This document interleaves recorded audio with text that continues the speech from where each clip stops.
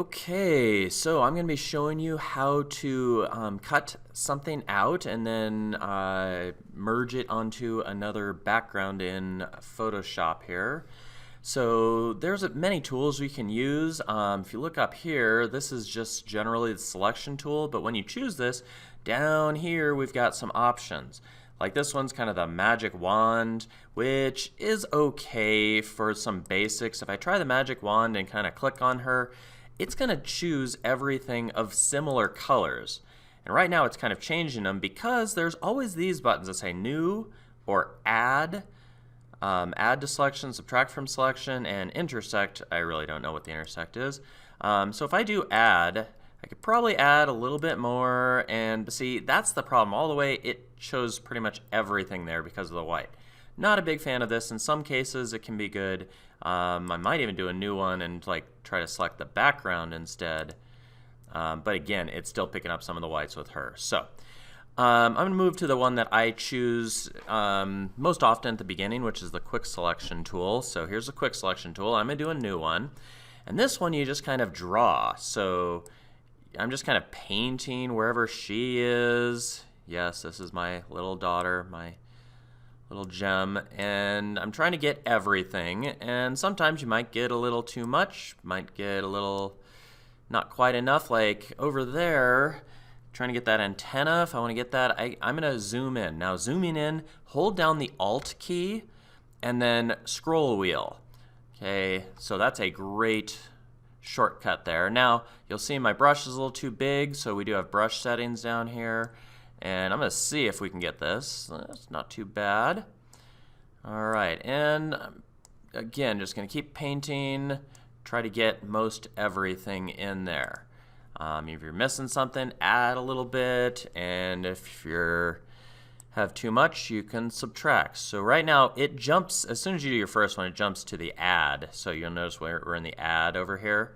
So that's why I can keep adding a few more things. And if you get something like that, I might need to subtract. So here's the subtract. So I can click and hopefully it will do this. It does a lot of little calculations as it does this. So it's mixed results, but usually it works pretty well. And let's see, you need to add this. So in general, this is what we're going to get with the quick selection tool. Now I will point out this next one is a selection brush. Now it does have add and subtract. With selection brush, it really doesn't do any calculations. It's just going to, whatever you brush in, it will take. Can be good if you're really careful. I'm not a big fan of the selection brush myself, maybe because I'm not too careful. And as I'm doing this, I noticed I need to get this little section, so I'm going to add that. I went back to my quick selection. So we're going to add these things. Now, let's say we have a little too much, a little too, or not quite enough. This last one's pretty neat, the Refine Selection Brush tool. So when you do that, it gives you a background of that, and you can change the background to different colors here. So let's see, with her, maybe I want it, I don't know, on black. Could be good. We can change the, if we do an overlay, I can change the opacity, which is kind of nice because you can kind of see what's behind her, but you can see what's not chosen. So we'll just go with kind of a light pink there.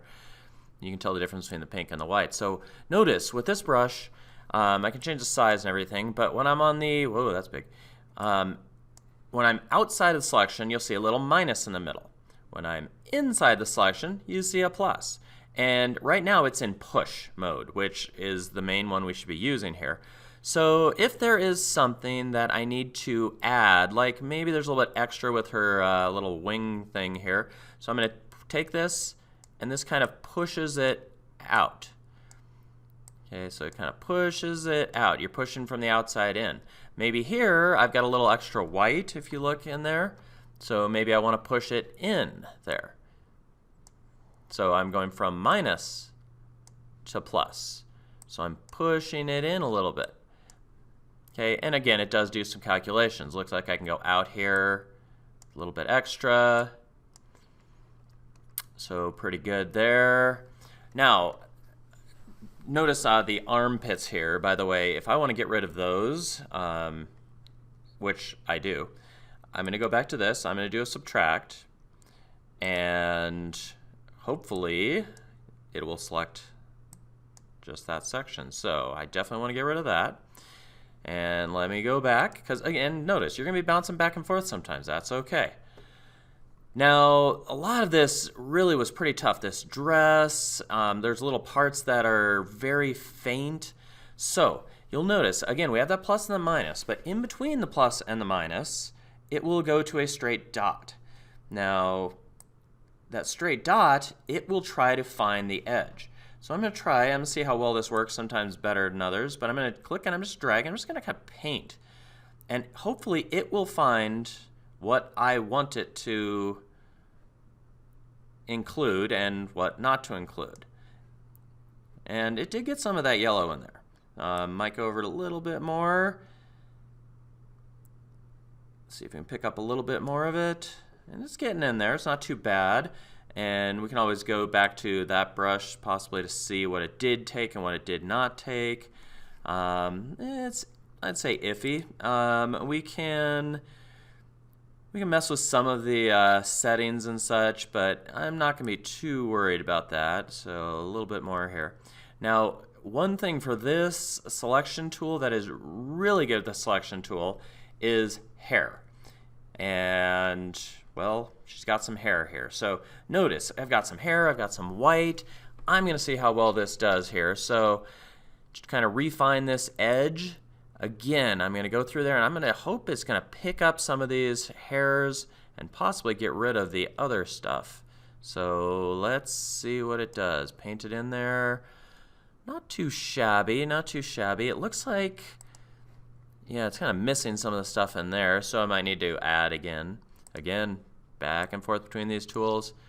And here, because there's enough of this, I'm going to subtract.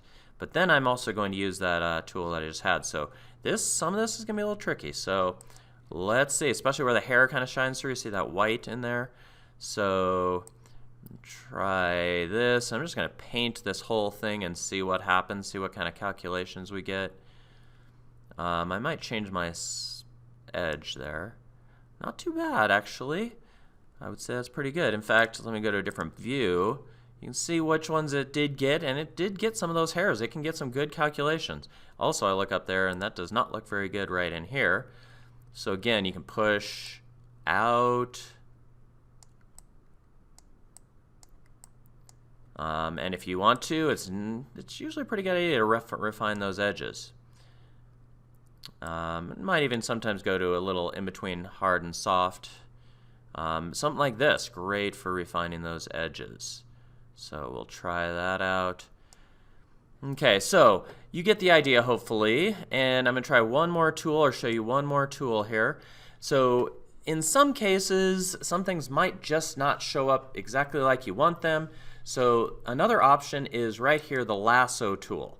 Now, don't have great uses for this, but maybe this little edge of her dress there might be good, or some of these shoes. Like right here, it's not going quite right. So here's how the lasso tool basically will work. Let's say, well, first of all, there's different lassos. There is the magnetic one, which is supposed to kind of follow an edge, does a pretty good job. Or if you're precise, the polygonal lasso tool is pretty nice because it will do just that. It will follow exactly what you want. So let's say I'm going to subtract, well, a lot of this shoe here, and I need to be in the subtract. Okay, so I'm going to subtract a bunch of this shoe here. So I'm just going to try to get this shoe a little bit better with the polygonal lasso tool. And so let's say I don't have that, and let's go to, once again, the polygonal lasso tool. Now, make sure you are not in the new, because that will get rid of your other selection, which brings us up to a good point. Okay, so as I was trying to show you right up here in the select, so if you go to select, there is a save selection. So if you're selecting a bunch of stuff and you don't want to lose all that, you've done a lot of work, you might save it, give it a name, and that can be helpful so you don't lose all the work you've done. So getting back, polygonal lasso tool, if I want to add all of this, I don't want to be in a new polygonal lasso tool. I want to be in the add. So I want it to add to this. So essentially, I'm just going to go, I want to be nicely zoomed in. And with this, it's got this little, it's the polygonal, so every time you click is when it actually chooses where it is. So you can be very careful. You can go around edges. You can do straight areas really well. It does kind of a little of everything, so pretty nice. Again, similar to the magnetic one. The other one's just a straight draw, which can get very difficult unless you're very precise. Nice thing is, if you make a mistake, it's not a huge loss with this one. But again, and the more curved something is, the more I click. So a lot of clicks around the tip there, but then I can do some longer ones here. And when you get to the point where you pretty much have everything in, you're going to double click. So like this. Again, you can do a little extra there. If you do double click, or if you finish your edge, it will do it. And it does a pretty darn good job there of getting some precise measurements. So pretty nice. I'll probably do a few more little edits here, but I'm going to do zoom out. Again, remember the Alt button. Zoom out, and always a good idea to check things out with something like the quick selection. This one's pretty nice because it does have that different color background, so you can see what you've gotten, what you've missed. Still not too happy with this, so I'll work on that a little bit. But eventually get to the point where you're ready to cut it out. And that's what we're going to do next. Okay, so eventually you get to the point where you have your selection, but then the question is, what do you do with it?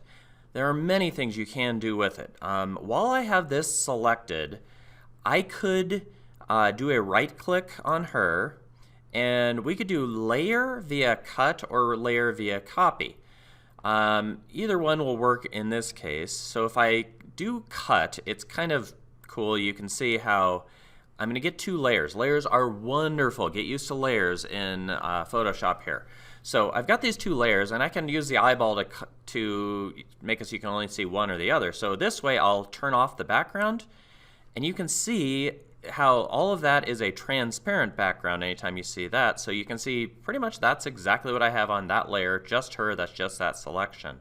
And you could obviously see the opposite of what I cut out. Now, interesting thing here is you can actually see parts that you might have missed. So I might even go back, do a Control-Z, and get some of those parts, because like that little yellow thing was kind of a problem there. So let me do that. All right, so we still have the question of what are we going to do with this. Now, I want to put her onto this background with flowers and everything. And by the way, I did choose a background that was fairly large, over 1,000 pixels both ways, because this image should be a pretty good quality. So now I've lost my selection right now. And by the way, notice always be careful which layer you're on. Right now I'm still on the background layer, so I want to make sure I'm on her layer. And to get a selection, I can go to this tool right here, the rectangular marquee tool, and basically just go around her. Since everything else is transparent, and it jumped to the other background again, since everything else is transparent, I should just be able to get her. Now, and you know what, I might even delete this background layer anyway, so I don't have to mess with that. So anyway, now I'm going to go to Layout. I'm going to do all columns. This way I get to see both pictures right next to each other because I had already opened the other picture. And I should, if I have this move tool here, I should be able to click and drag and see the little plus. So when I let go, she should be there. Isn't that cute? So now, so I can just work on this image, I'm going to go back to the layout again, and I'm going to do default. And that will bring me back to this picture, and I can still change everything, move her, do everything, because she is a different layer. So that's the beauty of the layers. You can do something to one layer, not the other. I can shrink her, move her. Let let's see. Looks kind of weird, like she's just kind of floating in there, so I'm going to have to do some editing with the flowers and stuff, although I don't know how much I'm going to do for you guys exactly. But when you finally choose or decide where she's going to go, you have to click on the check mark. But the fact is, you can still move her around if you want. It's okay. You just couldn't do anything else until you click on that check mark. But I can choose different selections, and I can still do lots of editing with her, just to show you some of the things I might do. So next I'm going to show you a kind of cool tool that you should get used to, called a mask tool. So over here on the layers, right here it has add layer mask. Now layer mask is a way for me to edit stuff about her without making permanent changes. Okay, so here's what the layer mask does. Right now you can see the whole layer mask is white. Now any part that I paint over in black will actually disappear. So I'm just using a normal brush here, and you can choose whatever size you want of the brush. But again, the color is black, so really if I paint over something, you can see it disappears. But the nice thing is, it's not a permanent thing, as far as I could always go back to white at any time. I know I could do a Control-Z, but I can go back to white and paint it back in there, and everything's still there. So it's not a permanent thing, so layer masks can be wonderful for stuff like that, and you can even see how it kind of disappeared there. Apparently there's a little gray in there somewhere, but you get the idea, and everything's back there. So what I want to do is kind of get rid of her feet, because they would be hidden behind the flowers. So I'm going to go back to the black and basically paint over her feet, so they kind of comes out there.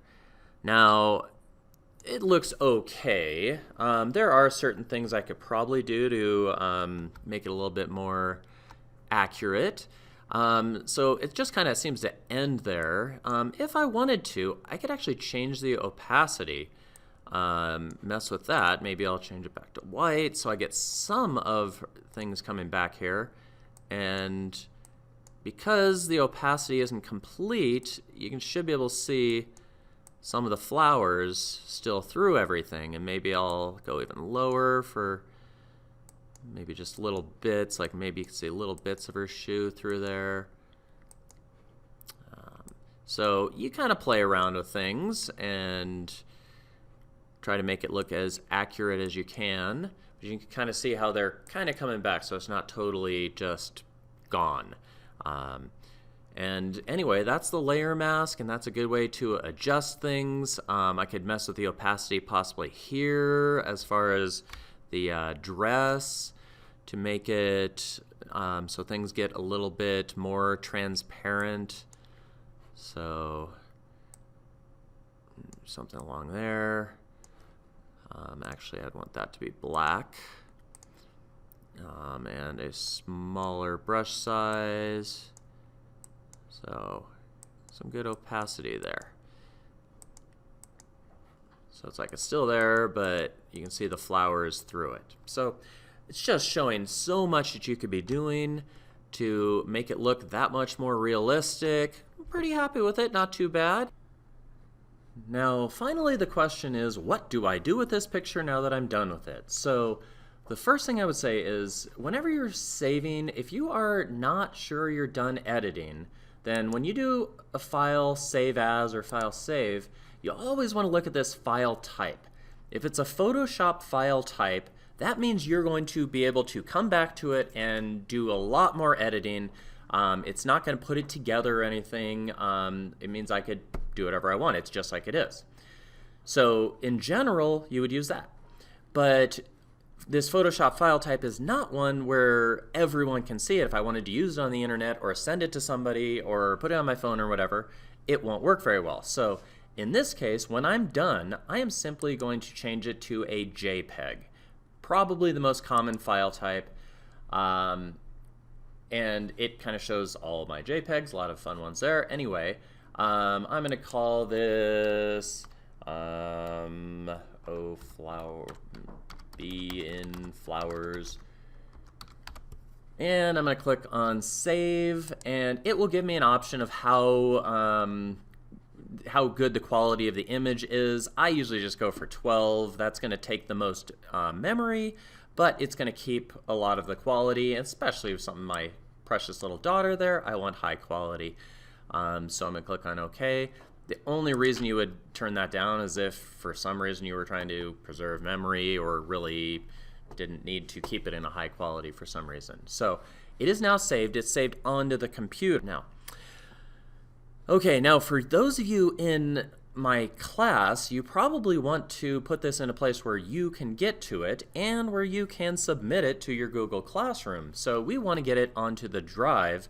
It's just not a good idea to save something on a computer, especially when you're not going to have access to that computer. So nice thing is, on your drive you go to New, File Upload, and you'll get into your drive. Just need to find the image that you want, which I had